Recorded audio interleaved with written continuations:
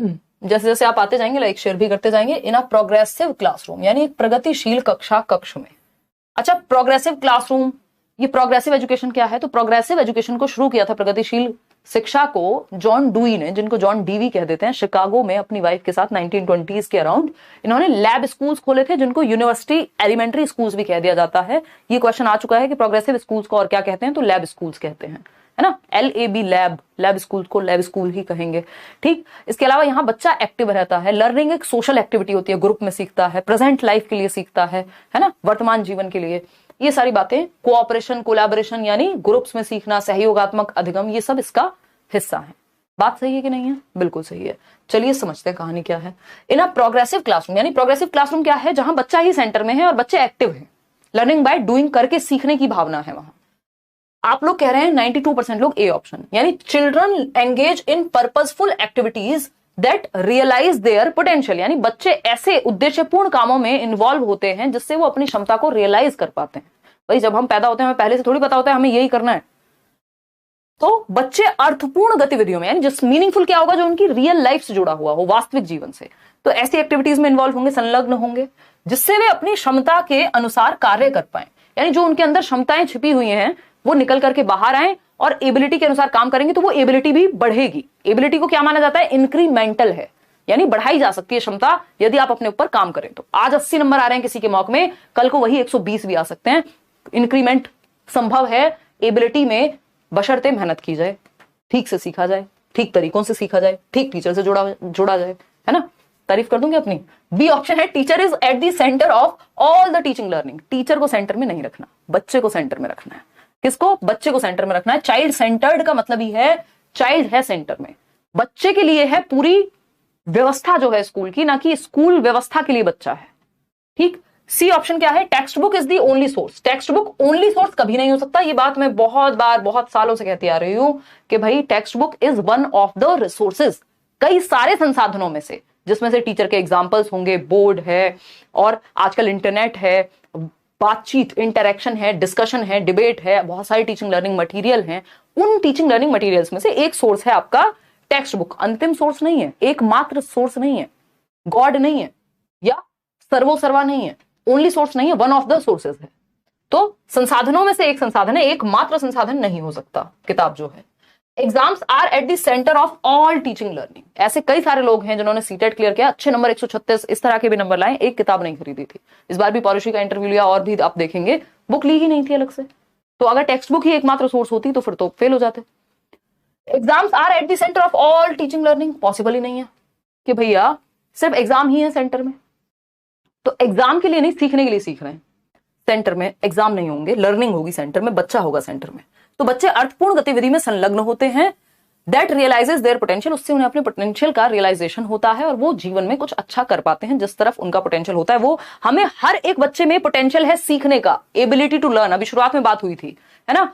हर एक बच्चे में पोटेंशियल है सीखने का, ये मान के चलना है। ये तीन बातें चाइल्ड सेंटर्ड एजुकेशन मान के चलता है। वो कौन सी तीन बातें हैं? क्यूरियोसिटी यानी जिज्ञासा है बच्चे में, हर एक बच्चे में जिज्ञासु है वो, आप ही उसकी जिज्ञासा को किल करते हैं। जब वो दीवारों पे कुछ लिख रहा होता है आप कहते हैं ये क्या कर रहे हो, है ना, उससे कुछ गलती हो जाती है कुछ करते हुए, आप कहते हैं ये क्या कर दिया, उसको डांट रहे हैं। तो या तो आप एक उसे ड्राइंग बुक लाके दे देंगे, भैया तुम्हें स्केचिंग पसंद है, चलो दीवार पे नहीं तो इस पे कर लो।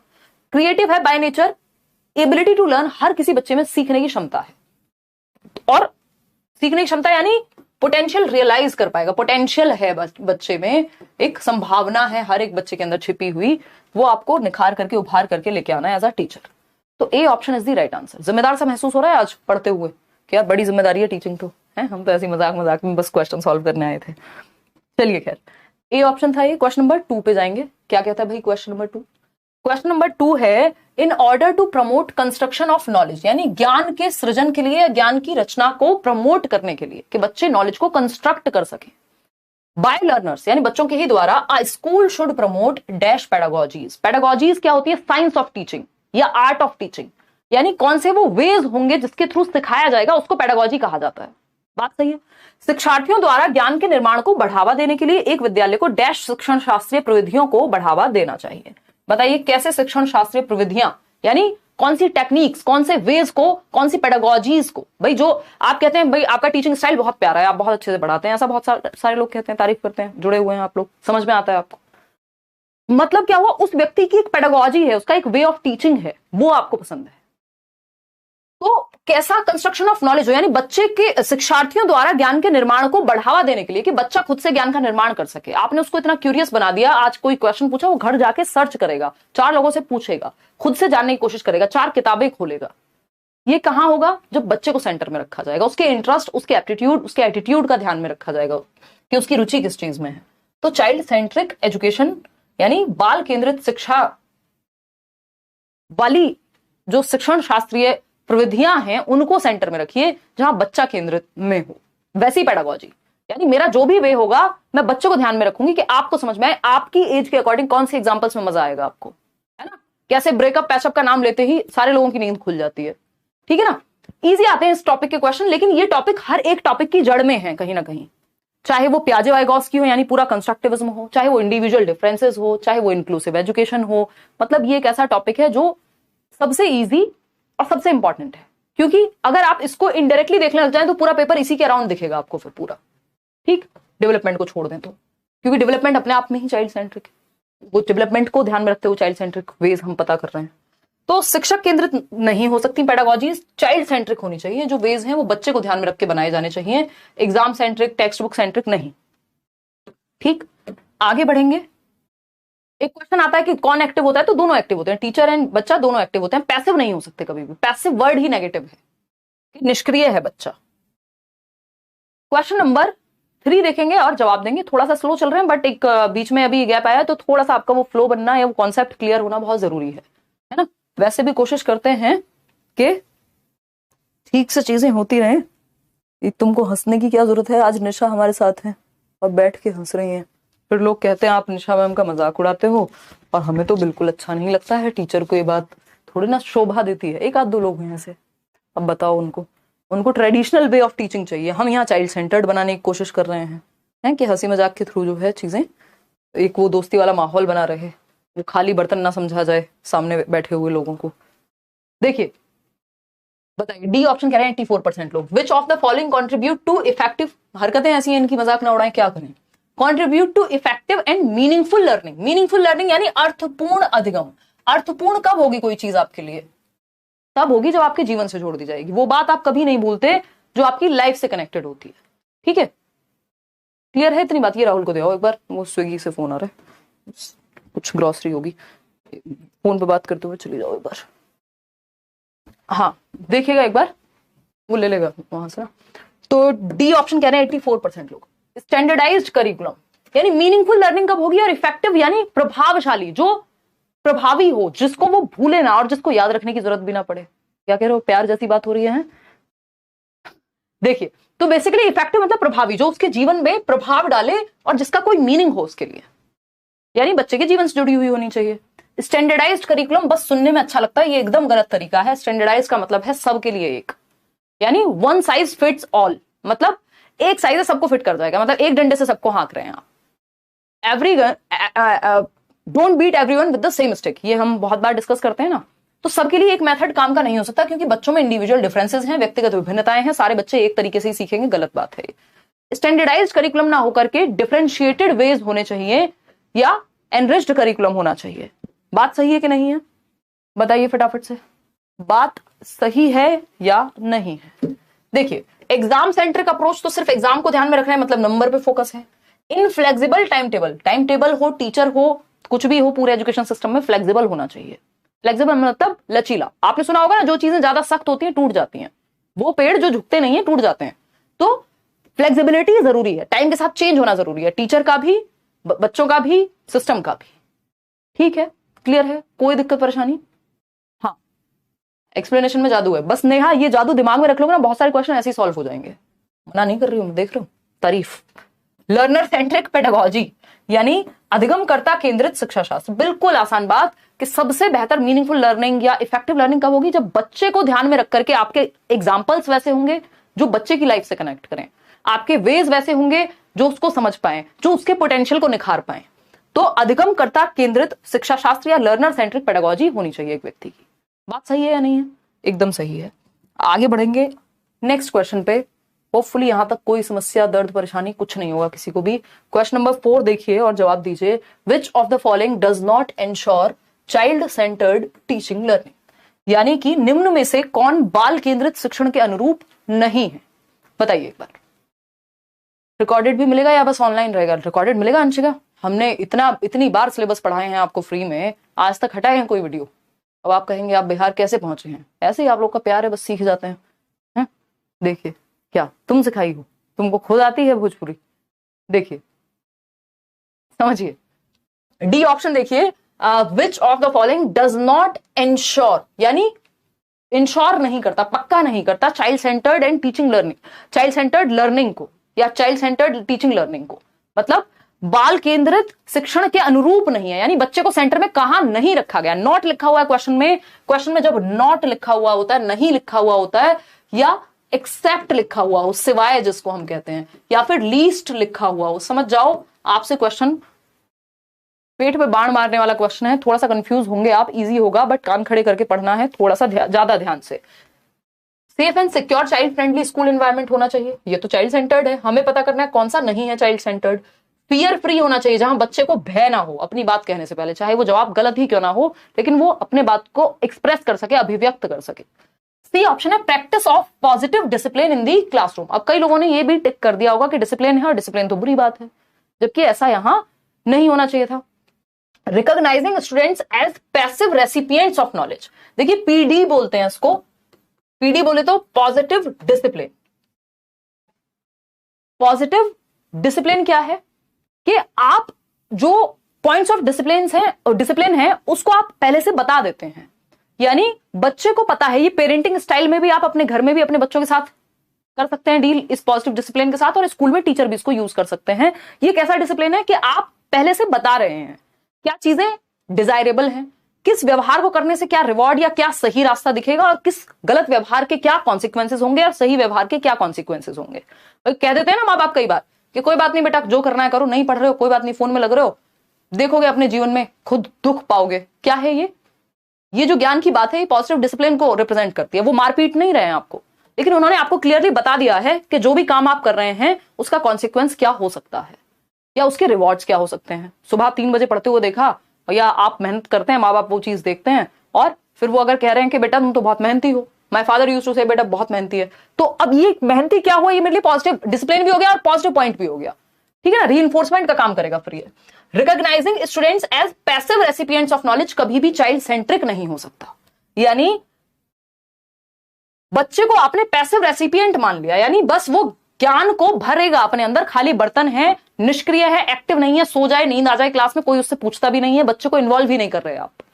तो विद्यार्थियों को ज्ञान के निष्क्रिय ग्रहणकर्ता के रूप में पहचानना, जहां बच्चा एक्टिव नहीं है वो ऑप्शन वैसे भी खराब है। पूरे सीटेट का एक सिंपल फंडा है, बच्चे को एक्टिव रखो, सक्रिय रखो।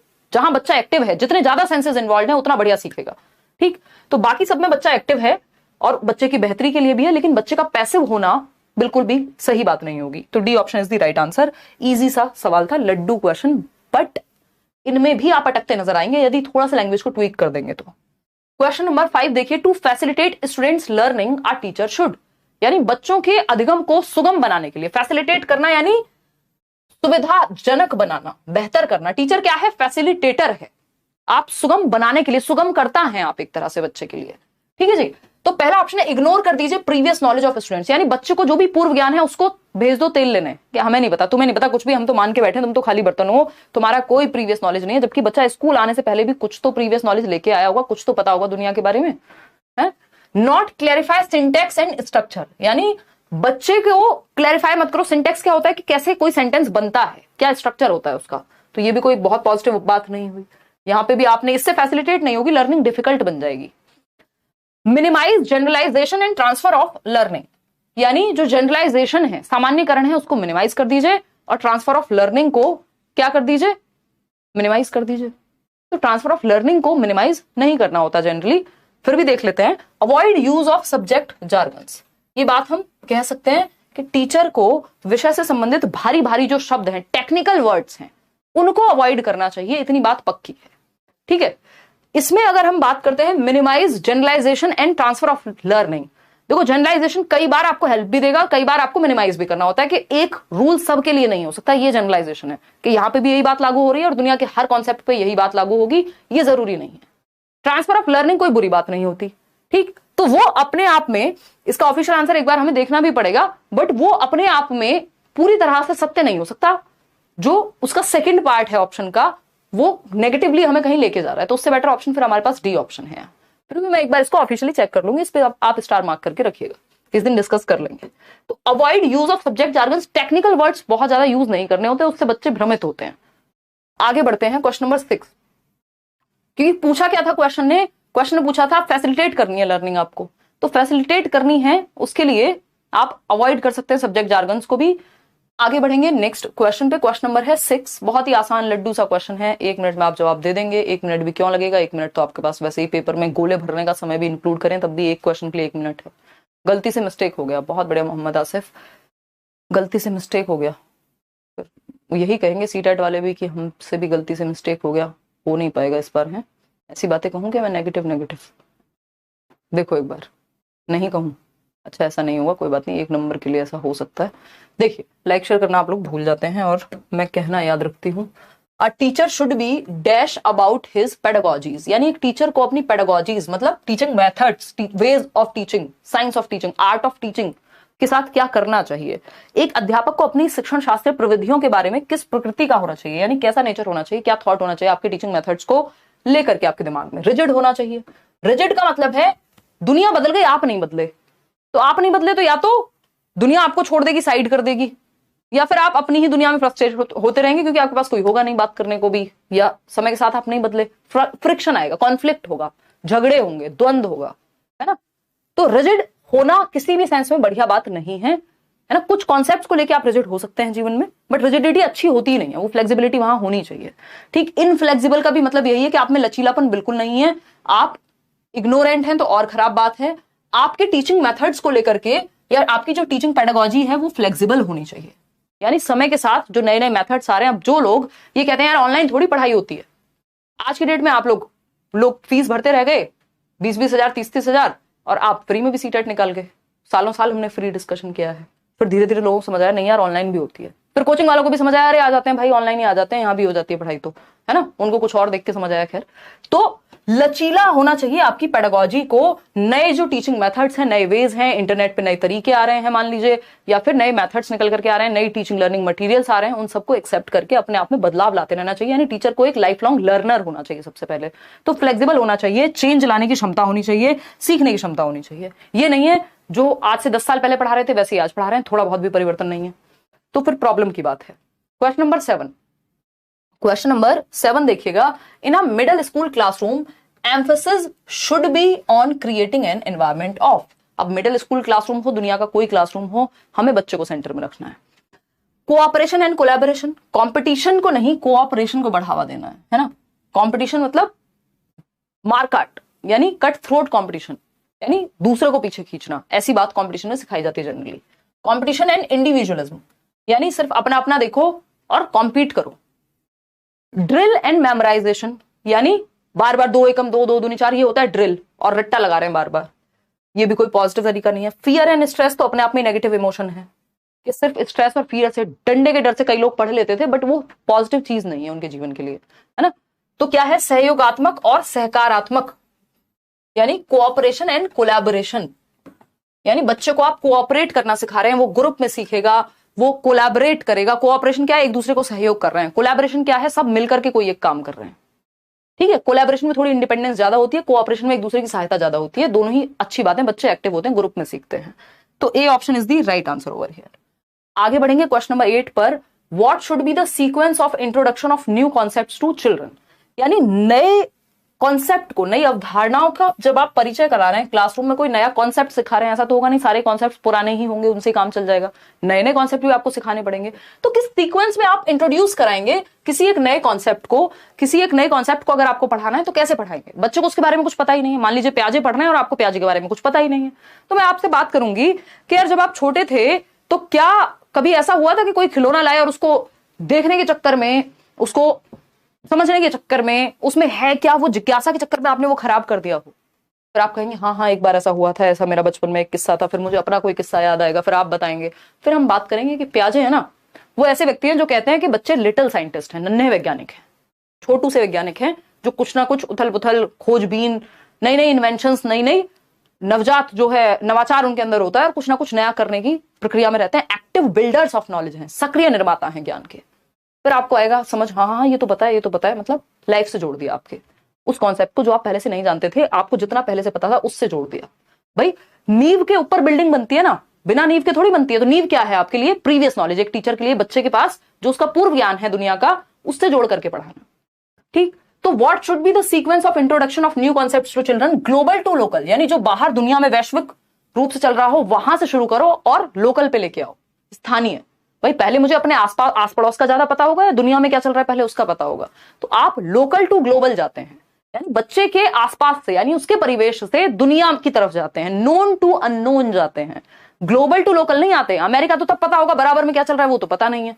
तो बराबर वाला जो पता होगा, संभावना ये ज्यादा है कि बच्चे को आसपास की चीज पहले ज्यादा पता होगी, क्योंकि वो पार्क में जाता होगा, कुछ आसपास देखता होगा, है ना। तो वो लोकल से आप ग्लोबल जाते हैं, पास से दूर जाते हैं, दूर से पास नहीं। ठीक है ना, कहीं और मतलब आ जाना, इस कॉन्सेप्ट को जनरलाइज नहीं करना, यही की बात हो रही है। एब्स्ट्रैक्ट टू कॉन्क्रीट, हमेशा कॉन्क्रीट टू एब्स्ट्रैक्ट जाते हैं, मूर्त से अमूर्त। पहले वो चीज जिसको टच और फील किया जा सके। जब आपको 2 सेब का उदाहरण दिया जाता था बचपन में कि एक सेब था, एक और आ गया, एक पेंसिल थी, एक और आ गई, 2 हो गए, क्या है ये? मूर्त है। फिर आपको कह दिया गया 89 89 पेंसिल थी और 89 को जोड़ दो किसके साथ? 29 के साथ, क्या है ये? कुछ ना कुछ अमूर्त हो गया, अगर वर्बली ही कह दिया तो पहले जो चीज सामने है, जिसको टच फील किया जा सकता है, देखा जा सकता है, उससे शुरू करते हैं और फिर अमूर्त कॉन्सेप्ट के बारे में पढ़ाते हैं। Application based to conceptual understanding, जो कॉन्सेप्ट सिखाया है उसका एप्लीकेशन कैसे करना है, उल्टा चलते हैं यहाँ पे। ऐसा नहीं है, पहले कॉन्सेप्चुअल से एप्लीकेशन बेस्ड की तरफ जाते हैं। थोड़ा सा कॉन्सेप्ट पता होगा तब तो अप्लाई करोगे। फैमिलियर टू अनफैमिलियर, ये बेटर है। ये तीनों ही यहां गलत दिए हुए हैं, उल्टे दिए हुए हैं, ऑपोजिट दिए हुए हैं। ठीक, तो सी ऑप्शन है जो कि आप सही बता रहे हैं 46% लोग, जो कि कतई गलत है ना। ऑफिशियल आंसर की क्या कहती है? फैमिलियर टू अनफैमिलियर, और कॉमन सेंस भी यही कहता है कि फैमिलियर टू अनफैमिलियर। फैमिलियर क्या होता है? जिससे आपका परिचय हो, जिसको आप जानते हो।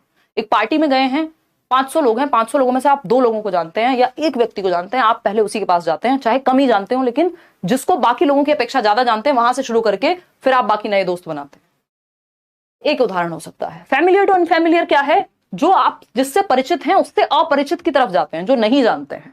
परिचित क्या हो सकता है? आपका गली मोहल्ला, आपका गांव, फिर उसके बाहर आप जाते हैं शहर या आसपास की दुनिया में। तो परिचित से अपरिचित के हिसाब से जाया जाता है। बेसिकली ये वैसी सी बात है कि पास के आदमी से पूछोगे ना रास्ता, जो वहां रहता होगा, अमेरिका वाले से थोड़ी पूछोगे फोन करके बताना यहां से क्या रास्ता है। फैमिलियर होना चाहिए टॉपिक, जितना वो जानता है। नोन टू अननोन कहते हैं इस प्रिंसिपल को या इस मैक्सिम को टीचिंग के, ज्ञात से अज्ञात की ओर। नोन टू अननोन, यानी पहले जो बच्चे को आता है, जो उसकी प्रीवियस नॉलेज है, ओल्ड नॉलेज से नई नॉलेज को कनेक्ट करते हैं। फैमिलियर टू अनफैमिलियर जाते हैं। इसको 36 तरीके से लैंग्वेज बदल के पूछा जा सकता है। ओल्ड टू न्यू कहेंगे, या प्रीवियस नॉलेज से न्यू नॉलेज को ऐड कर रहे हैं। तो ये एक बेसिक तरीका है। अपरिचित से परिचित लिखा है हिंदी में, हाँ ये हिंदी में फिर गड़बड़ है। अगर ऐसा हुआ तो फिर हम सी सही कह देंगे कि अनुप्रयोग से संप्रत्यात्मक, क्योंकि वो पूरी तरह से गलत नहीं है। ऐसा भी आप कर सकते हैं कई बार कि कुछ कॉन्सेप्ट ऐसे होंगे जिनमें एप्लीकेशन पहले सिखा देते हैं, बाकी कॉन्सेप्ट बाद में। लेकिन हिंदी में ये गलत है, क्योंकि इंग्लिश में सही है। तो हमारे लिए आंसर वैसे यही है ऑफिशियल, फैमिलियर टू अनफैमिलियर। उसका रीजन ये है कि कई बार हिंदी में गलती हो सकती है, आपको इंग्लिश वाला ही फाइनल माना जाता है पेपर में, अगर ऐसा हो जाए कि हिंदी में गलत लिखा है तो, है ना। तो ये अपरिचित से परिचित नहीं, परिचित से अपरिचित, इसको ठीक कर लीजिएगा आप अपने ब्रेन में। आया पेपर में ऐसे ही है ये, लेकिन इसका आंसर फैमिलियर टू अनफैमिलियर है, डी ऑप्शन इंग्लिश वाला। आगे बढ़ेंगे, बहुत बढ़िया, धन्यवाद। क्वेश्चन नंबर 9 देखिए। मैं भी तो कहूं इतनी कंफ्यूजन कैसे हो गई आपको। Advocates of constructivism give importance to, यानी रचनावादी जो हैं वो किस चीज को महत्व देते हैं। रचनावादी कौन लोग हैं? पियाजे, वाइगोस्की। रचनावाद क्या है? एक स्कूल ऑफ थॉट है, यानी विचारों का एक संप्रदाय है, जो ये मानते हैं कि ज्ञान का सृजन या रचना करना संभव है यदि बच्चा एक्टिव रहे, सक्रिय रहे। कौन कौन लोग हैं? पियाजे हैं, वाइगोस्की हैं, ब्रूनर हैं। पियाजे क्या कहते हैं? पियाजे कह रहे हैं भाई, पियाजे और वाइगोस्की को जनरली आपके सिलेबस में बताया जाता है। पियाजे हैं रेडिकल कंस्ट्रक्टिविस्ट, यानी वो कहेंगे रेडिकली बच्चे की एक्टिविटी है जो है। वाइगोस्की है सोशल कंस्ट्रक्टिविस्ट, यानी वो समाज को ज्यादा महत्व दे रहे हैं एक्टिविटी करने में। तो कंस्ट्रक्टिविज्म इन जनरल, जिसपे आपका एनसीएफ भी बेस्ड है, रचना करने पे, लर्निंग बाय डूइंग की बात करेगा कहीं ना कहीं।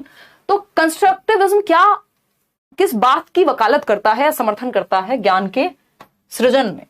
चाइल्ड सेंटर्ड करिकुलम की, यानी रचनावादी पाठ्यचर्या होनी, सॉरी रचनावादी नहीं, बाल केंद्रित पाठ्यचर्या होनी चाहिए यहाँ, यानी ऐसा सिलेबस बनाओ, ऐसा करिकुलम बनाओ जो बच्चा जहां सेंटर में हो। ऐसे एग्जांपल्स दो जिससे बच्चा जोड़ पाए।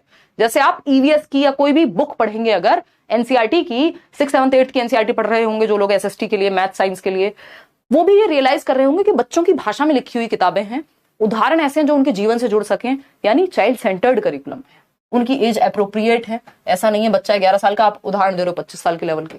तो चाइल्ड सेंटर्ड करिकुलम होना चाहिए, रचनावाद भी यही कहता है, और जितनी भी पेडागोजीज होंगी वो इसी बात को प्रमोट करेंगी जब बात होगी बच्चे को सिखाने की, बच्चे को एक्टिव रखने की। यहाँ चाइल्ड सेंटर्ड करिकुलम है, प्रोग्रेसिव होता तब भी आंसर यही हो जाता। ठीक है, कल्चरली नॉन रिस्पॉन्सिव पेडागोजी नहीं, कल्चरली रिस्पॉन्सिव पेडागोजी या कल्चरली रिलेटेबल होनी चाहिए पेडागोजी। जिस जगह पे आप पढ़ा रहे हैं, भारत में पढ़ा रहे हैं तो उस संस्कृति से जोड़ के पढ़ाइए। अमेरिका के उदाहरण ज्यादा देंगे तो समझ नहीं पाएंगे लोग, ठीक, या बच्चे। ओवरलुकिंग द इंडिविजुअल डिफरेंसेस, ये सबसे खराब बात होगी। ओवरलुक करते रहे आप, मतलब इग्नोर करते रहे, व्यक्तिगत विभिन्नताओं को मान ही नहीं रहे हैं कि सबको एक एग्जाम्पल से समझ में आ जाए, जरूरी नहीं है। अलग अलग बच्चे अलग अलग ढंग से सीखते हैं। जैसे 5 उंगलियां एक जैसी नहीं होती, वैसे सारे बच्चे भी एक जैसे नहीं होते। सबकी रुचियां अलग होंगी, सबका सीखने का तरीका अलग होगा। किसी को जल्दी समझ में आ जाएगा, किसी को धीमे समझ में आएगा। मैं ये तो नहीं कहूंगी कि सबका आईक्यू अलग होगा, क्योंकि मेजॉरिटी ऑफ द जो लर्नर्स हैं आपकी क्लासरूम में, मेजॉरिटी का, मैक्सिमम लोगों का आईक्यू एवरेज ही होता है। बहुत कम लोग होते हैं, ये तो स्टैट्स है, डेटा है जो इंटेलिजेंस में कहता है कि बहुत कम, 2% से भी कम लोग हैं दुनिया में जो बिल्कुल एवरेज से भी नीचे हैं या बिल्कुल रिटार्डेड वाली फॉर्म में हैं, और 5% या 2% ही लोग हैं जो जीनियस हैं। तो बीच में ही हैं हम लोग। ज्यादातर लोग आईक्यू का ज्यादा डिफरेंस क्लासरूम में नहीं पाया जाता। डिफरेंसेस होते हैं ऑफ कोर्स, लेकिन मेजर डिफरेंस वो नहीं है। आपका इंटरेस्ट, एप्टीट्यूड, बैकग्राउंड, बहुत सारी चीजें आ जाएंगी। Convergent ways of thinking, divergent होने चाहिए वेज, दिशाओं में सोचना आना चाहिए, दिशाओं से एक पॉइंट पे नहीं। कन्वर्जेंट क्या है? ये क्वेश्चन कन्वर्जेंट है कि आपको एक क्वेश्चन दिया, इन्हीं 4 ऑप्शंस में से कुछ चूज करना है। ये इंटेलिजेंस चेक करेगा, आपकी बुद्धि चेक करेगा, रचनात्मकता नहीं। और आपको बच्चे में क्रिएटिविटी बढ़ानी है, रचनात्मकता, उसके लिए डाइवर्जेंट थिंकिंग वाले क्वेश्चंस पूछिए, ओपन एंडेड क्वेश्चंस पूछिए, क्लोज एंडेड नहीं। ठीक, तो बाल केंद्रित शिक्षा वाला जो है आपका करिकुलम होना चाहिए। ए option is the right answer over here. क्योंकि आपने अगर डाइवर्जिफिकेशन जानते हैं आप, या फिर आप दिशाओं में सोचना जानते हैं, डाइवर्जेंट थिंकिंग आपको आती है, तो आप इवेंचुअली कॉन्सेप्ट समझ जाएंगे, नई नई चीजें समझ जाएंगे, तो कन्वर्जेंट पे भी कुछ हद तक काम हो जाएगा। ठीक है, एप्लीकेशन बेस्ड का मीनिंग कॉन्क्रीट मटेरियल से रिलेटेड भी तो हो सकता है। यार होने को हो सकता है देबाशीष, मैंने अभी उसको पूरी तरह से नकारा नहीं है, लेकिन तरीका जो होता है क्लास में, आप कॉन्सेप्ट को कैसे, हमने क्या किया है अब तक अपने पूरे एजुकेशन सिस्टम में, कॉन्सेप्ट कॉन्सेप्ट कॉन्सेप्ट रटवा दिए। बच्चे को एप्लीकेशन पता नहीं है, इंजीनियरिंग कर ली, ये पता नहीं क्या करते हैं इसका जो पढ़ा है, तो उस कॉन्सेप्चुअल नॉलेज को एप्लीकेशन बेस्ड से जोड़ देना है। ये चाइल्ड सेंटर्ड एजुकेशन कहता है, इसलिए वो सही नहीं होगा, क्योंकि उसके पीछे एक थॉट है कि जो चला आ रहा है उस चीज को ध्यान में रखा गया है, तो इसलिए वो आंसर सही नहीं हो सकता, फैमिलियर टू अनफैमिलियर ही होगा वहां। क्वेश्चन नंबर 10 देखिए, विच of the following is not a part of universal design for learning, UDL कहते हैं इसको, प्रीवियसली भी इस पे क्वेश्चंस पूछे जा चुके हैं।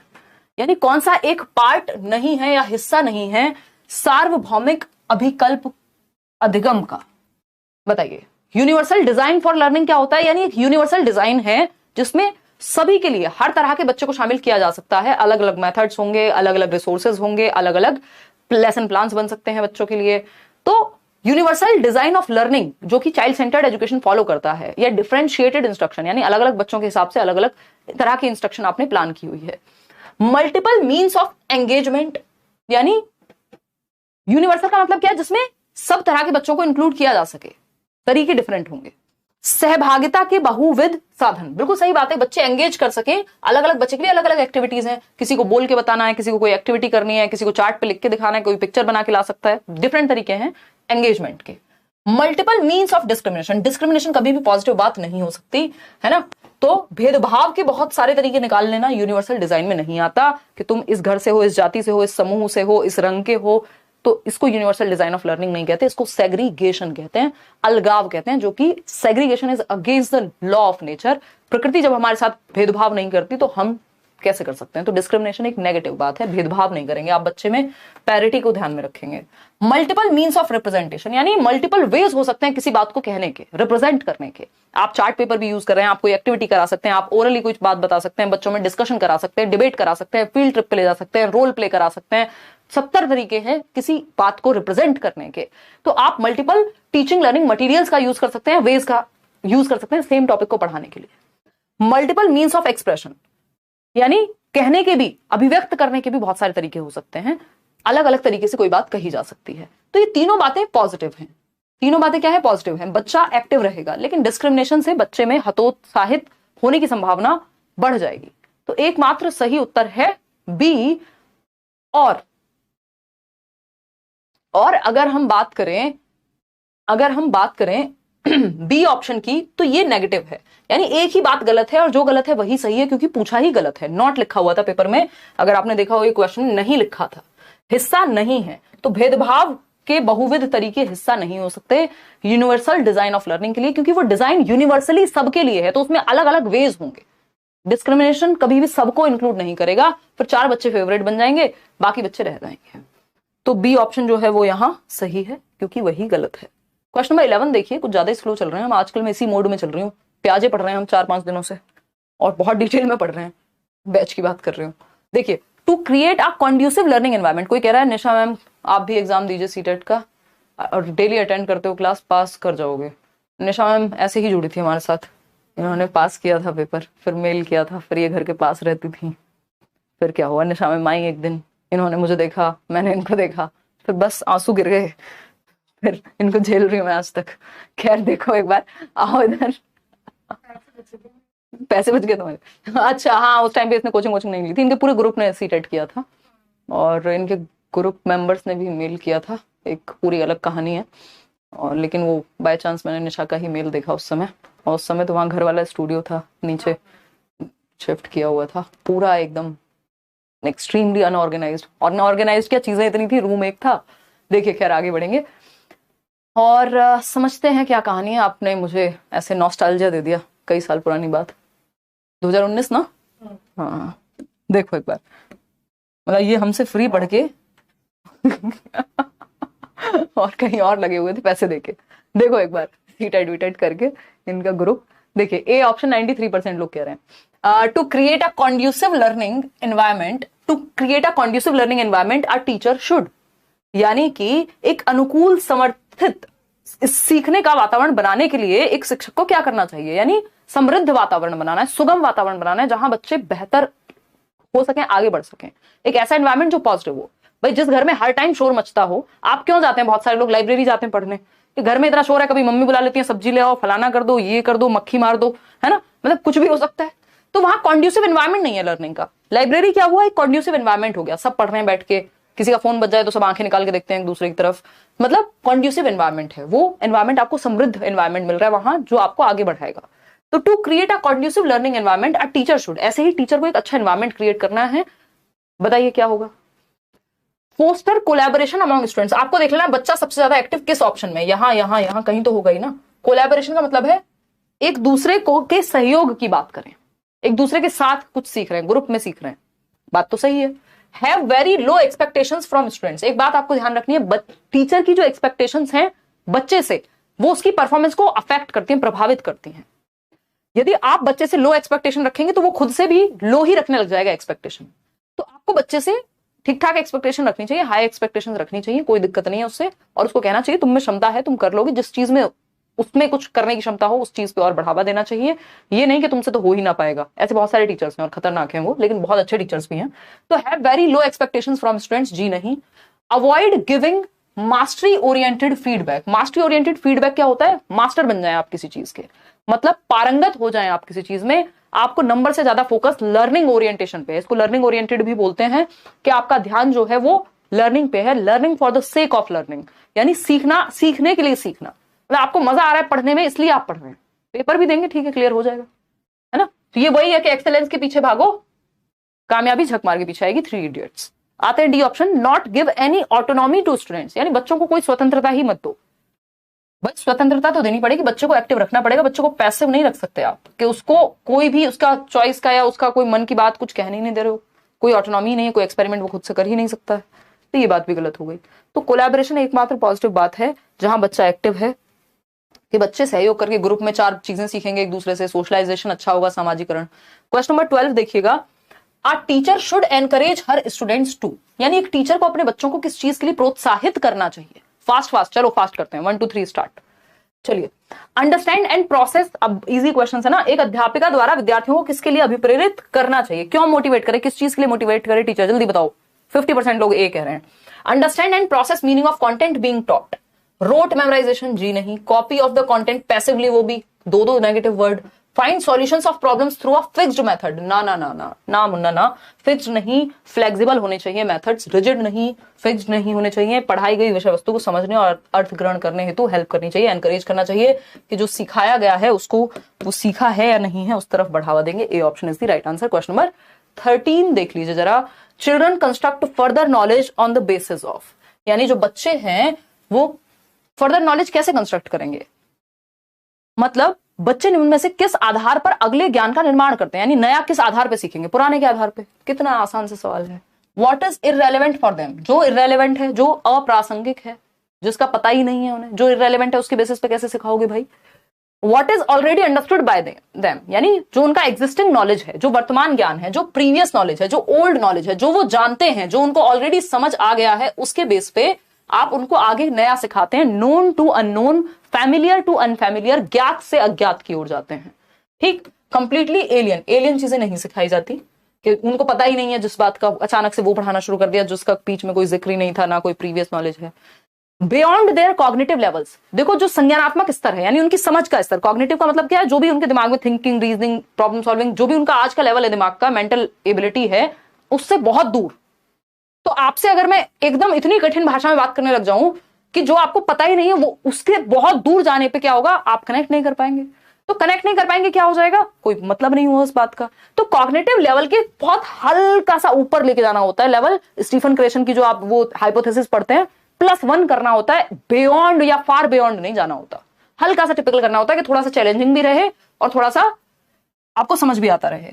तो B option is the only right answer over here, कि हमको जो बच्चे को ऑलरेडी आता है उसके बेसिस पे कनेक्ट करना है। क्वेश्चन नंबर 14 देखिए फटाफट से, learner centred approach involves, learner centred मतलब चाइल्ड सेंटर्ड, यानी लर्नर सेंटर में है, बच्चा सेंटर में है ना, चाइल्ड सेंटर्ड अप्रोच है। फटाफट से बताइए, और आज के समय में हम यही अप्रोच लागू करते हैं।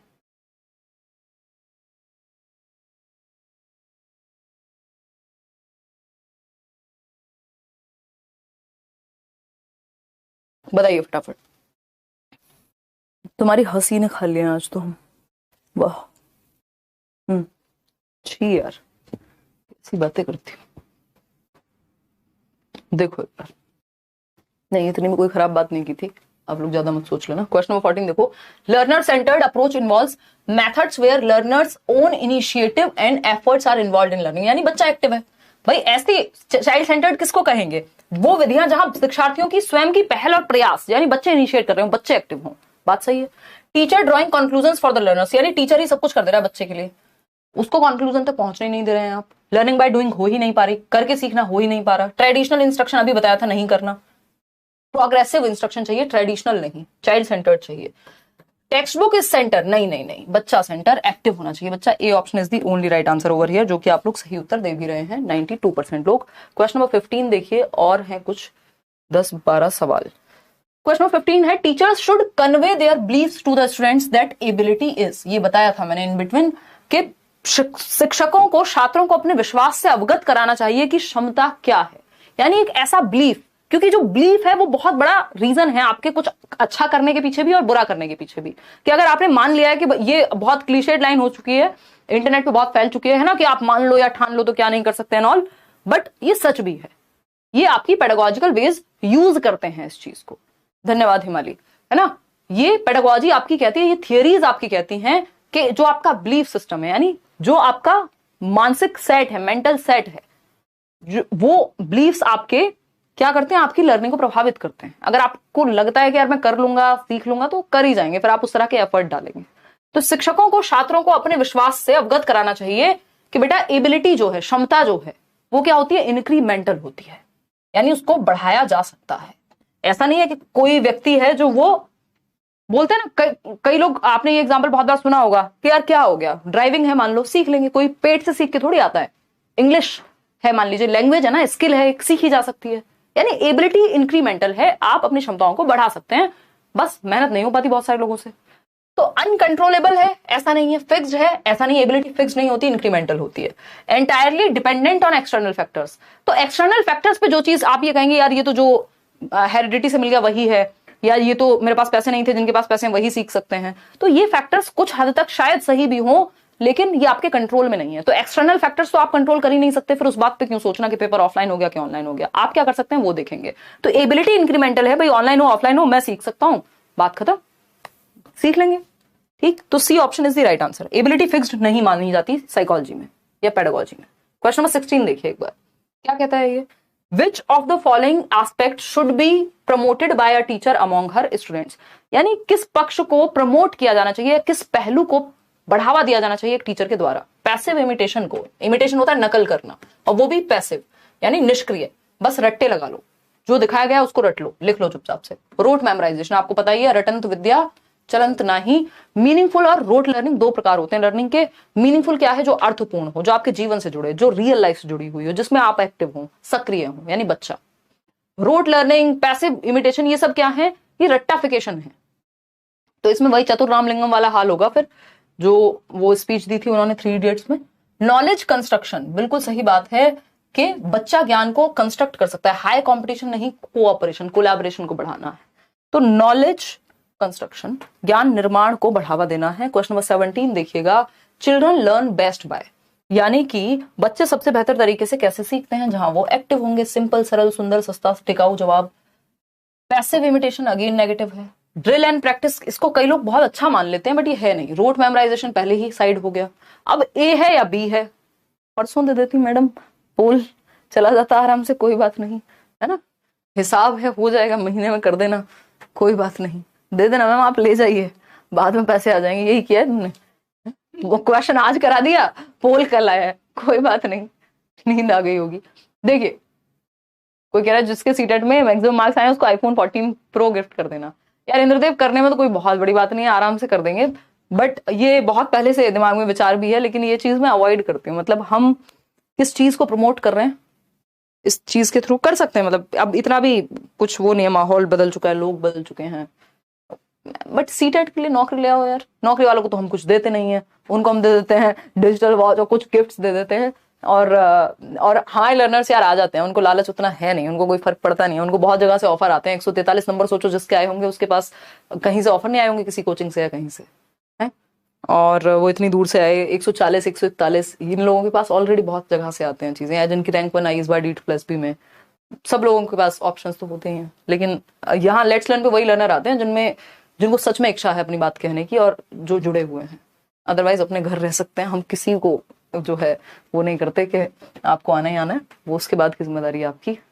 तो ठीक है, खैर देखेंगे, सोचेंगे, कुछ दे देंगे आपको मन करेगा तो, बट ऐसे डिमांड्स मत रखो यार।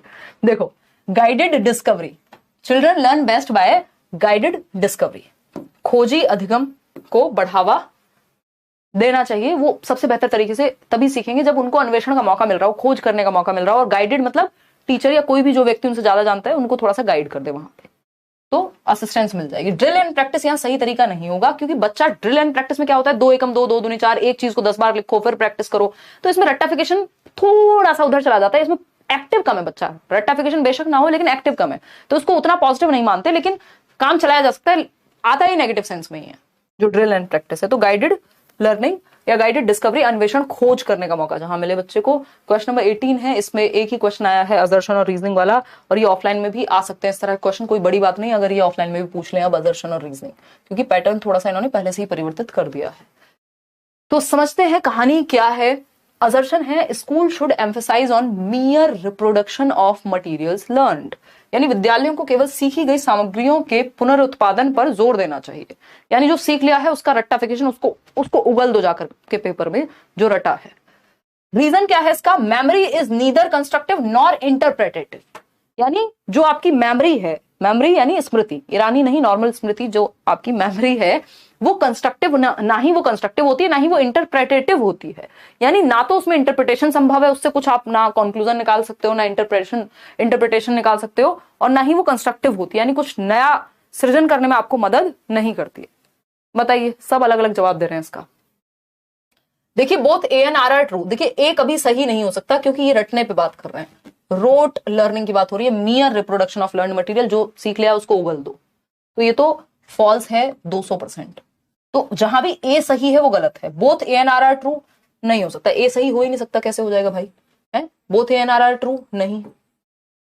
ए is true but R is false, ये तो और खराब है। Both A and R are false, अब मजबूरी हो जाती है कि हमें आर को फॉल्स मानना ही पड़ेगा, अदरवाइज चांसेस थे कि आर पूरी तरह से गलत नहीं था, क्योंकि ऐसा नहीं है कि मेमोरी कंस्ट्रक्टिव नहीं हो सकती। भाई अगर मुझे मान लीजिए मैंने पढ़ा ही नहीं, मेरे दिमाग में कुछ है ही नहीं, मेरी मेमोरी में कुछ है ही नहीं, तो मैं कैसे समझाऊं आपको, किस चीज से समझाऊं। तो मेमोरी ऐसा नहीं है कि हमेशा जो है खराब चीज है, नीदर कंस्ट्रक्टिव नॉर इंटरप्रेटेटिव, कि ना तो कंस्ट्रक्टिव ही होती है ना इंटरप्रेटेटिव होती है, ये कहना बहुत सही नहीं होगा। बट यहाँ ऑप्शन हमारे पास कोई और है नहीं, और बोर्ड ने भी यही माना है फिर, और उसका रीजन ये है ना कि ऐसा कोई ऑप्शन नहीं दिया जहां पे आर सही हो ए गलत हो, कोई ऑप्शन ऐसा है ही नहीं। तो इस कॉन्टेक्स्ट में सही नहीं है ये बात, वैसे अपने आप इंडिपेंडेंटली ये सही हो सकती थी, बट रीजन की फॉर्म में सही नहीं है। तो D option is the right answer over here. आगे बढ़ेंगे क्वेश्चन नंबर 19 कि क्योंकि रट्टाफिकेशन से कोई इंटरप्रिटेशन नहीं आएगा, उस सेंस में ये गलत है। क्वेश्चन नंबर 19 है in order to maximise students engagement, यानी बच्चे ज्यादा से ज्यादा एंगेज करें, यानी एक्टिव हो, जैसे आप अभी जवाब दे रहे हैं पोल में। In learning process are teacher should, क्या करना चाहिए, लर्निंग प्रोसेस में बच्चे ज्यादा से ज्यादा एंगेज हो, संलग्नता उनकी ज्यादा से ज्यादा हो, अधिकाधिक इन्वॉल्वमेंट हो उनका, इसके लिए मिनिमाइज कर देंगे ऑटोनॉमी, बच्चों को स्वतंत्रता देना बंद कर देंगे। ये एकदम बकवास बात है ना, खराब बात है। क्यों? क्योंकि बच्चों की स्वतंत्रता अगर आपने छीन ली, मतलब आप उनके मन में जो आएगा वो कुछ नहीं कहने देंगे, अपने आप को अभिव्यक्त नहीं करने देंगे, बच्चे के अनुभव को इग्नोर कर देंगे, उसके एक्सपीरियंस को शेयर नहीं करने देंगे, यानी जो उसको पहले से आता है प्रीवियस नॉलेज, उस पर वो नया ज्ञान बना नहीं पाएगा। तो क्या हो जाएगी, भसड़ हो जाएगी, बहुत बुरी हालत हो जाएगी इस स्थिति में। और ऐसी बहुत सारी बातें मैं आपको एक्सप्लेन कर सकती हूँ, बट इसका सिंपल मतलब ये है कि बच्चे की ऑटोनॉमी या आजादी छीनना कोई बहुत बढ़िया बात नहीं है। आज की क्लास में मजा आएगा, एकदम डेली मजा आएगा, टेंशन ना लो। मैक्सिमाइज ऑटोनॉमी ऑफ स्टूडेंट्स, जी नहीं। मैक्सिमाइज डिस्ट्रैक्शंस को बढ़ावा दे दो, बेटा एक नहीं 3 फोन देंगे तुमको, 4 कंप्यूटर 3 फोन, है ना। तो डिस्ट्रैक्शंस को बढ़ावा नहीं देना। डिस्ट्रैक्शन क्या हो सकते हैं, किसी के लिए फोन हो सकता है, किसी के लिए डिस्ट्रैक्शन, यहां अगर मैं बात करूं क्लासरूम के सेंस में जो बात हो रही है, स्कूल में तो आप फोन नहीं लेके जाते हैं, यहां पे डिस्ट्रैक्शन हो सकती है, बाहर से कोई शोर आ रहा है क्लास में, मैक्सिमम शोर आ रहा है, कहीं से डीजे बज रहा है स्कूल में, अब ध्यान कहां से लगेगा, है ना। या कोई और डिस्ट्रैक्शन हो सकता है, ऐसी अनकंफर्टेबल सीट पे बच्चा बैठा हुआ है जिसपे वो ठीक से बैठ ही नहीं पा रहा, वो हिलती रहती है बार बार, तो वो डिस्ट्रैक्शन ही है एक तरह का। तो इसको मैक्सिमाइज नहीं मिनिमाइज करना होता है, डिस्ट्रैक्शन को कंट्रोल्ड एनवायरमेंट देना होता है जहां बाकी सारी चीजें कंट्रोल में है, मतलब बच्चा शांति से सीख पाए। भाई कंफर्टेबल जगह पे तो बैठ के पढ़ोगे ना, अब हर किसी के बस का तो नहीं ना लालटेन से वो चमत्कार कर दें, ज्यादा संभावना है कि अगर थोड़ा सा माहौल ठीक मिल जाएगा तो ज्यादा अच्छा कर जाएंगे, बट उनकी मतलब ये डिफरेंट कहानी है। बट एक बेसिक बात यह है कि कॉन्ड्यूसिव एनवायरमेंट मिलना चाहिए, डिस्ट्रैक्शन भरा हुआ एनवायरमेंट नहीं। मिनिमाइज इंडिविजुअल चॉइसेस, यानी जो बच्चे की खुद की चॉइसेस है, इंडिविजुअल डिफरेंसेस है, उनको इग्नोर कर दो, मिनिमाइज कर दो, उसकी चॉइस को कमी महत्व दो, ये भी गलत है। मैक्सिमाइज ऑथेंटिसिटी ऑफ टास्क, यानी रियल टास्क कराओ, कार्य की सत्यता को अधिकतम कर देना चाहिए, तब जाकर के बच्चा जो है वो ज्यादा इन्वॉल्व होगा, यानी वो ऑथेंटिक टास्क होना चाहिए, रियल लाइफ से जुड़ा हुआ होना चाहिए, ऐसी फर्जी टास्क नहीं होना चाहिए। क्वेश्चन नंबर 20 देखिएगा एक बार, क्या कहता है, in a progressive classroom the curriculum, यानी एक प्रगतिशील कक्ष में जो पाठ्यचर्या है, करिकुलम क्या है, सिलेबस जस्ट एक हिस्सा होता है करिकुलम का। जो प्रोग्रेसिव क्लासरूम होती है वहां बच्चे को एक्टिव रखा जाएगा, करिकुलम भी वैसा ही बनेगा। करिकुलम सब कुछ है बच्चे का, स्कूल में कदम रखने से लेके बाहर निकलने तक, चाहे वो डांस हो, प्रेयर हो, आपका स्पोर्ट्स हो, कोई और mehndi competition, rangoli competition, singing हो गया, कुछ भी है, हर एक एक्टिविटी करिकुलम का ही हिस्सा है, और सिलेबस भी करिकुलम का हिस्सा है, यानी पढ़ाई भी करिकुलर प्लस को करिकुलर दोनों एक्टिविटीज इसमें आ जाती हैं। तो एक प्रोग्रेसिव क्लासरूम मतलब जहां बच्चे सेंटर में है, जहां बच्चे सेंटर में है और बच्चे क्या है, एक्टिव हैं, सक्रिय हैं, लर्निंग बाय डूइंग हो रही है, करके सीख रहे हैं बच्चे, वहां करिकुलम कैसा होगा, ऐसा होगा जो करके सीखने को बढ़ावा दे सके। पहला ऑप्शन रिजिड होगा, ये बात हम पहले ही डिस्कस कर चुके हैं, जो बदलता नहीं है वो टूट जाता है, खत्म हो जाता है समय के साथ, तो रिजिडनेस से तो नहीं चलेगा। And highly structured without giving any autonomy. Again बच्चे की ऑटोनॉमी, आजादी छीनने पे लगे हुए हैं बेचारे बच्चे की, ये तो गड़बड़ बात है। Is organised into fragmented subjects. देखिए फ्रेगमेंटेड सब्जेक्ट्स यानी टूटे हुए चंक्स में नहीं होनी चाहिए, नॉलेज कनेक्टेड होनी चाहिए, फ्रेगमेंट में नहीं कनेक्शन में बनानी है। Is organised according to the capabilities and interest of the children. ये बात बच्चे के पक्ष में है कि बच्चे की रुचि को ध्यान में रखते हुए, उनकी क्षमताओं को, उनकी एज के एबिलिटी को, उनके कॉग्निटिव डेवलपमेंट को ध्यान में रखते हुए सिलेबस बनना चाहिए या करिकुलम डिजाइन होना चाहिए, है ना। कोई गेम भी आप आज की डेट में लेने जाएंगे दुकान से, मॉल से, कहीं से, इंटरनेट से, उस पर लिखा रहता है 3+ बच्चों के लिए है, 8 या 10 ईयर्स प्लस वाले बच्चे के लिए है, कि उसके संज्ञानात्मक स्तर और उसकी रुचि के अनुसार होगा, है ना।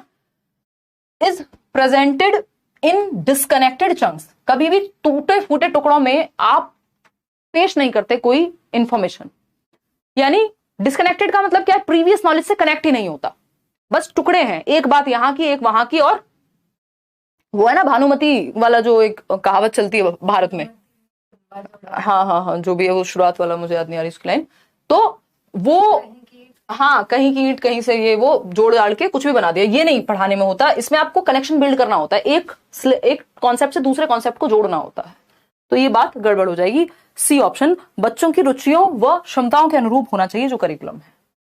क्वेश्चन नंबर 21 देखिए, एज के भी अप्रोप्रिएट हो सकता है। क्वेश्चन नंबर 21 देखिएगा, assessment of conceptual clarity of a student can be effectively done. यानी एक छात्र की वैचारिक स्पष्टता का आकलन प्रभावी ढंग से किस प्रकार से किया जा सकता है, बताइए।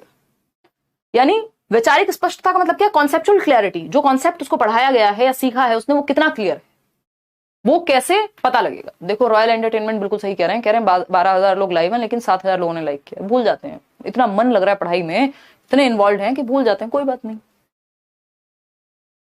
हाँ देखिए यहाँ कई लोग तो कुछ चैट वैट करते पाए जा रहे हैं क्या, हाँ सही है। निशा का फुल एंटरटेनमेंट होता रहता है, थोड़ा फास्ट, यार मजा आ रहा है आज डिस्कशन में, कर लेना दो, कल कर लेंगे फास्ट। लव फ्रॉम बिहार, धन्यवाद जी आप सभी को मेरी तरफ से भरपूर स्नेह। असेसमेंट ऑफ कॉन्सेप्चुअल क्लैरिटी, हम बच्चे को कितनी कॉन्सेप्चुअल क्लैरिटी है, उसका कॉन्सेप्ट कितना क्लियर है, इसका आकलन, इसका एक तरह का टेस्ट या जांचना कैसे संभव हो पाएगा, ये बताना है, बताइएगा। पहला ऑप्शन है asking the student to recite the definition, यानी जो परिभाषा है उसके रट्टे लगवा दो बच्चे से कि बेटा परिभाषा सुनाओ किसी बात की।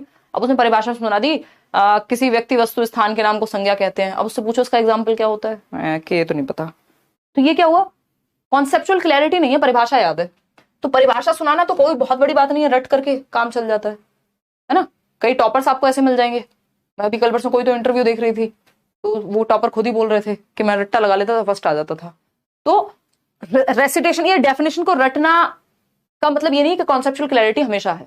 कई तो महान लोग हमारी क्लास में भी थे, मैथ्स के सवाल भी रट जाते थे, तुम थी क्या।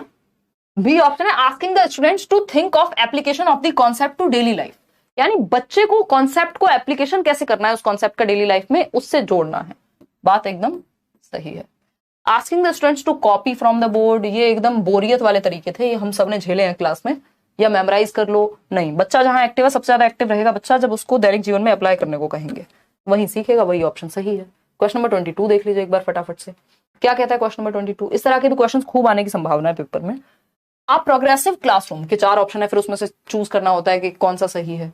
आप progressive classroom is characterised by, एक प्रगतिशील कक्षा की विशेषता, मोबाइल टीचर, मोबाइल मतलब टीचर मोबाइल नहीं बन गया है, मोबाइल मतलब जो चेंज हो सके टाइम के साथ, जो कहीं भी आ जा सके, है ना, मतलब जो ढल सके, डायनेमिक हो अगर मैं कहूं तो। शिक्षक की गतिशीलता, यानी जो टीचर है वो डायनेमिक हो, एक तो क्लास में सबको एंगेज कर सके, इन्वॉल्व हो सके, और पता आप देखते हैं कई बार टीचर्स क्लास में घूमते भी रहते हैं, मतलब कि भाई किस बच्चे ने क्या कर लिया, और टाइम के साथ चेंज भी हो सके। तो डायनेमिक होना चाहिए टीचर को, फ्लेक्सिबल भी होना चाहिए, लचीला होना चाहिए, रिजिड नहीं होना चाहिए कि भाई बच्चे अलग तरीके से सीख रहे हैं, आप सिर्फ एक ही तरीका अपना रहे हैं, या बच्चे की नीड को ही नहीं समझ रहे हैं। कोई बच्चा लेट आता है, उसके पीछे का रीजन क्या है ये जाने बिना आपने उसको पनिशमेंट दे दी।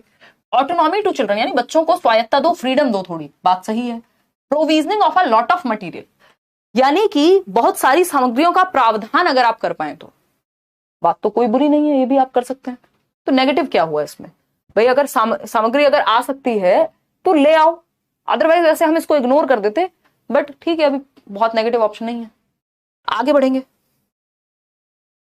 इसका ऑफिशियल आंसर एक बार चेक भी करना पड़ेगा, बट आप अभी डी ही मानिएगा। ये 2 क्वेश्चन हैं आज के जिन पे डाउट की संभावना है। मुझे उतना समय आज नहीं हो पाया, मैं इसके लिए क्षमा चाहती हूँ। एक बार ऑफिशियल आंसर इन दोनों का चेक कर पाती। प्रोग्रेसिव एजुकेशन प्लेसेस, वैसे जनरली मैं हमेशा ऑफिशियल के साथ चलती हूँ, जो मेरे साथ अलाइन भी करता है, बहुत रेयर ही जरूरत पड़ती है कभी, बट ये जरूरी है। फिर भी मैं इस चीज में नहीं रहती हूँ कि मैं अपने ओवर कॉन्फिडेंस में, ऑफिशियल में कई बार ये लोग कर देते हैं, वो नहीं होता है। Progressive education places dash at the centre of teaching learning process, यानी जो प्रोग्रेसिव एजुकेशन है वो किस चीज को सेंटर में रखती है, बच्चे को रखेगी भाई सेंटर में, और किसको रखेगी? Parents, exams, teachers? नहीं, शुरुआत में ही बात कर ली थी बच्चा सेंटर में, तभी तो चाइल्ड सेंटर्ड कह रहे हैं, लर्नर सेंटर्ड कह रहे हैं। प्रोग्रेसिव एजुकेशन इसी बात से तो जुड़ी हुई है, तो A option is the right answer. Question number 24 देखिएगा फटाफट से, क्या कहता है question number 24? Students are likely to experience dash when the activity is not valued by them, यानी यदि गतिविधि को महत्व नहीं दिया जा रहा है तो विद्यार्थी द्वारा किसका अनुभव करने की संभावना है, यानी बच्चे एक्टिव ही नहीं है, एक्टिविटी को वैल्यू ही नहीं दी जा रही है। तो जहां बच्चा एक्टिव नहीं है वहां कोई पॉजिटिव इमोशन थोड़ी आएगा निकल करके। मतलब बच्चे को आप एक्टिव नहीं रख रहे, उसका कोई इन्वॉल्वमेंट नहीं है, तो वो क्यूरियस हो जाएगा, जिज्ञासु हो जाएगा। भैया एक्टिव रखने पे तो आएगा, जिज्ञासा कहां से आएगी जब बच्चा पैसे वह सोए जा रहा है, बोर हो गया वो तो बच्चा जहां एक्टिव नहीं है वहां बोर्डम या नेगेटिव इमोशन ही आएगा, कोई पॉजिटिव थोड़ी आ जाएगा। एक्साइटमेंट तो पॉजिटिव है, जॉय भी पॉजिटिव है, क्यूरियोसिटी भी पॉजिटिव है, तो ये तो बेसिक बात है, बोरियत। D option is the right answer. आगे बढ़ेंगे क्वेश्चन नंबर 25 पर, देखिएगा एक बार। क्वेश्चन नंबर 25 थोड़ा सा लेंथी है। As a teacher which of the following step would you consider to meet individual differences in your classroom? अभी इंडिविजुअल डिफरेंसेस का मैं टॉपिक दिखाया था ना आपको, एक आधी क्वेश्चन मुश्किल से दे रहे हैं आजकल इसके ऊपर, तो ये टॉपिक आपका इंक्लूसिव एजुकेशन में ही मैं कनेक्ट कर दूंगी इसको, तो या बीच में इन बिटवीन कहीं कहीं कर देंगे। अभी इंडिविजुअल डिफरेंसेस चाइल्ड सेंटर्ड से बिल्कुल अलग नहीं है, चाइल्ड सेंटर्ड में ऑलरेडी इंडिविजुअल डिफरेंसेस का ध्यान रखा जाता है, तो इसलिए मैंने इस क्वेश्चन को इसमें डाल दिया है। मिक्स एबिलिटी ग्रुपिंग, पॉजिटिव बात होती है, अलग अलग क्षमताओं वाले बच्चों को एक ग्रुप में डाल दो, सब एक दूसरे से बहुत कुछ सीख पाएंगे, पॉजिटिव है। डिफरेंशिएटेड ग्रुपिंग भी कहते हैं इसको, ये भी चाइल्ड सेंटर्ड एजुकेशन में आता है कि कौन सा मेथड यूज करना है, डिफरेंशिएटेड इंस्ट्रक्शन का, यानी अलग अलग भिन्न क्षमताओं वाले बच्चे हैं और आप डिफरेंशिएटेड इंस्ट्रक्शन यूज कीजिए, यानी अलग अलग बच्चों के लिए डिफरेंट मेथड यूज कर सकते हैं, अलग अलग मटेरियल यूज कर सकते हैं। एनरिचमेंट ऑफ करिकुलम, यानी एनरिच्ड होना चाहिए करिकुलम, जितना नई या अच्छी चीजें इन्वॉल्व हो सकें। अडॉप्टिंग चाइल्ड सेंटर्ड मेथड्स, बिल्कुल सही है, लेबल नहीं करना होता बच्चे को, ये नेगेटिव बात है। तो फर्स्ट सेकंड थर्ड का ऑप्शन है हमारे पास, B option is the right answer over here. आगे बढ़ेंगे नेक्स्ट क्वेश्चन पे, क्वेश्चन नंबर 26 देखिएगा एक बार, क्या कहता है क्वेश्चन नंबर 26। मुझे लगता है इसमें आपको थोड़ी आसानी हो रही होगी पढ़ने में, आज हमारे टाइपिस्ट जी ने इस तरह से टाइप किए हैं क्वेश्चन, तो एक बार लास्ट में बताना अभी पोल में कि ये वाला तरीका रखें या जो आपका वैसे वाला तरीका होता है, एक साइड हिंदी एक साइड इंग्लिश, वो उसमें थोड़ा सेग्रीगेशन अच्छा हो जाता है, बट पढ़ने में मेरे ख्याल में मतलब ये जगह मिल गई ना मुझे खड़े होने के लिए, ये बहुत बार हम चेंज करते रहते हैं, पहले ऐसे भी करते थे। B option 91%। देखते हैं एक बार। Classroom where students are encouraged for pair assignments, group work and discussions is characterised by. Learning क्या होती है? सोशल एक्टिविटी होती है प्रोग्रेसिव एजुकेशन में। प्रगतिशील शिक्षा में बच्चों को ग्रुप्स में सिखाने की बात को बढ़ावा दिया जाता है। कई लोगों का इंटरनेट खत्म हो गया होगा इस टाइम तक, 10:30 बजे तक 1.5-2 GB डेटा पचा चुके होंगे, डकार भी ले चुके होंगे। देखिए एक बार, पैसिव लर्निंग नहीं हो सकती, कोलैबोरेटिव। हाँ, बच्चा एक्टिव है। कोलैबोरेशन का मतलब क्या है? ग्रुप में सीखना। पेयर मतलब 2 बच्चे एक साथ सीख रहे हैं, ग्रुप मतलब 2 से अधिक बच्चे सीख रहे हैं। डिस्कशन भी लोगों के बीच में ही होंगे। रटना जी नहीं। इंस्ट्रक्शन बेस्ड लर्निंग, देखिए डिफरेंशिएटेड इंस्ट्रक्शन नहीं लिखा, इंस्ट्रक्शन तो ये हो गया जो जिसने कहा उसका पालन कर लिया, तो ये पॉजिटिव नहीं होगा जब तक डिफरेंशिएटेड सेंस में ना पूछा हो। तो सहयोगात्मक अधिगम जो है यहाँ बेटर है, बच्चा एक्टिव होगा। कंस्ट्रक्टिव टीचर जो है, एक रचनात्मक टीचर जो बच्चे को एक्टिव रखना चाहता है, संरचनावादी है। पियाजे वाइगोस्की चाइल्ड सेंटर्ड एजुकेशन को क्योंकि कंस्ट्रक्टिविज्म फॉलो करता है, मानता है, तो ऐसा टीचर जो कंस्ट्रक्टिविज्म में विश्वास रखता है वो चाइल्ड सेंटर्ड में ऑलरेडी विश्वास रखेगा। पहला ऑप्शन है gives both examples and non examples in her classroom, यानी एक ऐसी टीचर जो कंस्ट्रक्टिव थॉट को फॉलो करती है जिसमें बच्चे को एक्टिव रखने की बात हुई है, तो तरीका कोई भी हो, बच्चा एक्टिव रहना चाहिए। ये आपको बिल्कुल गांठ बांध लेनी है, ये बात बिल्कुल सही कह रहे हैं आप। कोई कह रहा है हमारे पास वाईफाई है मैम, हाँ सारा दिख ही रहा है वो तो है क्या बात। गिव्स ओनली एग्जांपल्स इन दी क्लासरूम, तो ये वाईफाई वाले ही बचे हैं क्या रात में? गिव्स ओनली एग्जांपल्स इन दी क्लासरूम, यानी सिर्फ एग्जांपल्स ही देता है क्लासरूम में, उदाहरण देना, चलो कोई बुरी बात नहीं, लेकिन ये ओनली जहां लगा होता है ना, इससे थोड़ा डर के रहना चाहिए, इस ऑप्शन पे शक करना चाहिए। जब तक 100% श्योर ना हो, ओनली वाले ऑप्शन से बचना चाहिए। ऑल ऑफ द अबव की संभावना ज्यादा रहती है, वहां पे आप डाउट में भी लगा सकते हैं, लेकिन ओनली को तो आपको श्योर करके ही लगाना होता है, क्योंकि ओनली का मतलब है एक्सट्रीम में लेके जा रहा है ऑप्शन आपको, ठीक, मतलब किसी भी एक तरफ ले जा रहा है एक्सट्रीम में। Refers to only non examples to strengthen concepts, यानी सिर्फ नॉन एग्जांपल, गैर उदाहरण। Should not give both examples and non examples, दोनों ही मत दो, तीनों ही बातें गलत हैं। A option is the right answer, 83% लोग। अब कई लोगों को इस बात में डाउट होगा कि गैर उदाहरण क्या होता है, बाकी बातें तो ठीक हैं। ये पहले भी आता था, क्वेश्चन बहुत बार रिपीट हुए हैं ये सब, और ये इस बार ऑनलाइन में नए तरीके से पूछ लिया है बस, बट पहले भी पूछा जाता था, बस कंस्ट्रक्टिव टीचर लिख दिया, मतलब लैंग्वेज बदल दी, बात वही है। Gives both examples and non examples in her classroom, यानी उदाहरण भी दो, गैर उदाहरण भी दो। उदाहरण क्या होते हैं? जो डायरेक्ट होते हैं। डायरेक्ट क्या होता है भैया? कबूतर जो है एक बर्ड है, या कोयल जो है एक बर्ड है। जब मैं चिड़िया का कॉन्सेप्ट पढ़ा रही हूँ, बर्ड्स के बारे में हम डिस्कशन कर रहे हैं, तो मैंने आपको बर्ड का एग्जांपल दे दिया कि कोयल, पैरट, ये सब क्या है, पिजन, ये सब बर्ड्स हैं। या आपका वो एनसीईआरटी में कौन सा बर्ड आता है, तो बहुत सारे हैं। तो ये एग्जांपल हुआ बर्ड के कॉन्सेप्ट का। नॉन एग्जांपल क्या हुआ? मैंने आपको एग्जांपल दिया कि जो डॉग है वो बर्ड नहीं है। इनडायरेक्टली तो समझ आ गया ना कि डॉग यानी इनडायरेक्टली जुड़ा हुआ होता है कहीं ना कहीं, आपको वो कॉन्सेप्ट की क्लैरिटी में काम आता है नॉन एग्जांपल। जो डायरेक्ट उस चीज का उदाहरण नहीं है, लेकिन इनडायरेक्टली आपको वो क्लियर कर देगा उस कॉन्सेप्ट को, ये है गैर उदाहरण। तो दोनों ही टीचर को यूज करने चाहिए, एग्जाम्पल्स और नॉन एग्जाम्पल्स दोनों ही, जिससे कॉन्सेप्ट क्लियर हो जाए। क्वेश्चन नंबर 28 देखिए, ये शायद लास्ट क्वेश्चन है आज का। हाँ देखिए, ये आखिरी सवाल है आज का इस टॉपिक का। Learning by doing, discovery learning and collaborative learning are characteristics of a classroom. मतलब जो भी कुछ हम लिखते थे वो सब इन्होंने एक साथ जोड़ दिया। लर्निंग बाय डूइंग, करके सीखना। डिस्कवरी लर्निंग यानी खोज करना या अन्वेषण, बच्चा खोज कर रहा है किसी चीज का, एक्टिव है। बात हो रही है सिक्कों की, कॉइन्स के बारे में, तो वो अपनी दादी माँ से पूछ रहा है, अच्छा आपके समय में 50 पैसे के सिक्के भी होते थे, अच्छा और क्या होता था? वो बताएंगे, आना भी चलता था बेटा, ये भी होता था, वो भी होता था, ये वाला नोट भी आता था। तो वो कहीं ना कहीं कुछ कुछ डिस्कवर करने की कोशिश में है। और भी डिफरेंट तरीके हो सकते हैं, कोई एक्सपेरिमेंट हो सकता है, एज पे डिपेंड करेगा किस तरह की डिस्कवरी लर्निंग है। डिस्कवरी लर्निंग की बात कौन करते हैं, जरा आज कमेंट में बताइएगा। And collaborative learning are characteristics, collaborative मतलब ग्रुप में आप सीख रहे हैं, तो बच्चा एक्टिव है तीनों ही केस में। तो कैसा क्लासरूम हुआ जहां बच्चा एक्टिव है? बिहेवियरिस्टिक, बिहेवियरिस्टिक को एक्टिविटी से कोई फर्क नहीं पड़ता, ये तो रिवॉर्ड, पनिशमेंट, इन सब की बात करते हैं। प्रोग्रेसिव क्लासरूम है, बात तो सही लग रही है, आगे बढ़ने की ओर ले जा रहे हैं आप, बच्चा सेंटर में है, बच्चा एक्टिव है, सही बात है। लर्निंग बाय डूइंग की बात हो रही है। पैसिव है, पैसिव कहां से हो जाएगा ये, जहां बच्चा एक्टिव हो पैसिव कैसे? टीचर सेंटर में, बच्चा सेंटर में दिख रहा है हमें तो B option is the only right answer, progressive. ये 14% लोग कहां से आते हैं जिन्होंने ये गलत जवाब दिया है? कई लोगों ने तो जल्दीबाजी में टीचर बस सेंटर्ड पढ़ लिया होगा और टीचर लगा दिया होगा आंसर। ऐसे भी होंगे कुछ महान लोग। पैसिव नहीं भाई, प्रोग्रेसिव क्लासरूम है, प्रगतिशील। प्रगतिशील किसको कहते हैं हम? भाई प्रोग्रेस कर रहे हैं। इसको आप वैसे भी समझ सकते हो कि कुछ नेशंस हैं जो डेवलप्ड हैं, कुछ हैं जो डेवलपिंग है, तो हम कहते हैं प्रगतिशील भारत का हम हिस्सा है, या हम डेवलपिंग नेशन है, यानी प्रगति कर रहे हैं, आगे की ओर बढ़ रहे हैं।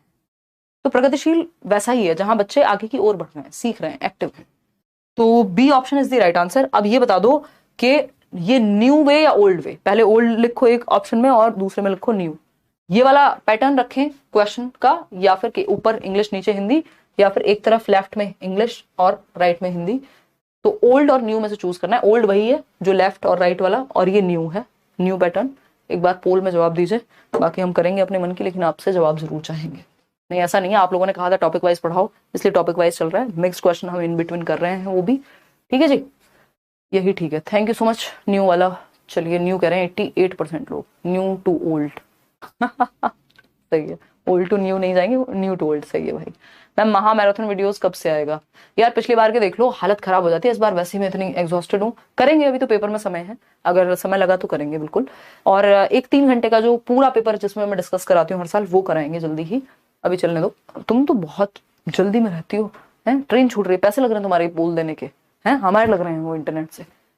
81%, 18% ओल्ड कह रहे हैं, मतलब ज्यादातर लोगों को नए वाला ही पसंद आया। मतलब आप लोगों को दिक्कत होती थी ना, बार बार मैं देखती भी थी, कई लोगों के कमेंट आते थे कि मतलब साइड हो जाओ साइड हो जाओ, वो वाला चक्कर नहीं है इसमें, बट बहुत बड़ा क्वेश्चन होने पे शायद दिक्कत हो जाएगी। खैर कोई बात नहीं, बट देख लेंगे, अभी यही रखते हैं। हमारे टाइपिस्ट जी भी ये कहते हैं मैडम यही रखो, ठीक। चलिए आज के लिए हम इतना ही रखेंगे।